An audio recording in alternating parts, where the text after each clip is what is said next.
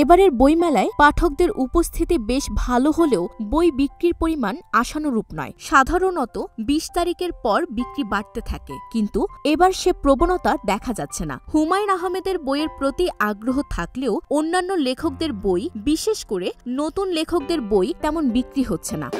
বইটি একটি science fiction জনরার বই, ফ্যান্টাসি সায়েন্স ফিকশন।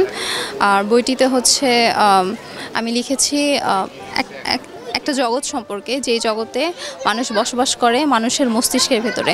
এটা হচ্ছে আমার ফার্স্ট বই, তো চাহিদা মানে আমার ফ্রেন্ড সার্কেল, আমার বন্ধু বান্ধব যারা আছে তারাই হচ্ছে বইটা নেওয়ার চেষ্টা করছে আর কি। পাঠকরা বই দেখছেন, আগ্রহ প্রকাশ করছেন, কিন্তু কেনার ক্ষেত্রে কিছুটা দ্বিধাগ্রস্ত।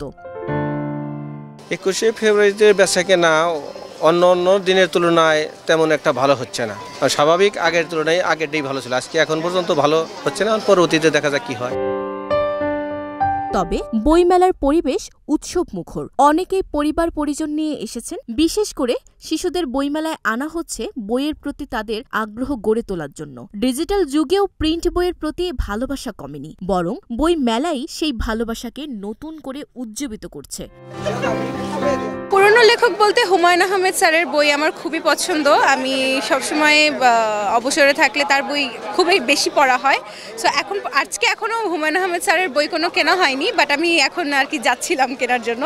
সো হয়তোবা হোপফুলি আরও বই কিনবো হুমায়ূন আহমেদ স্যারের। আমার মানে ইসলামিক বিষয় পড়তে ভালো লাগে, তো যে কোনো হুজুরই হোক না কেন। ওরকম আসলে ওইভাবে আমি করে আসি নাই। আমি যেটা আমার কাছে ভালো লাগবে আমি সেটাই কিনবো, এটা করে আসছি।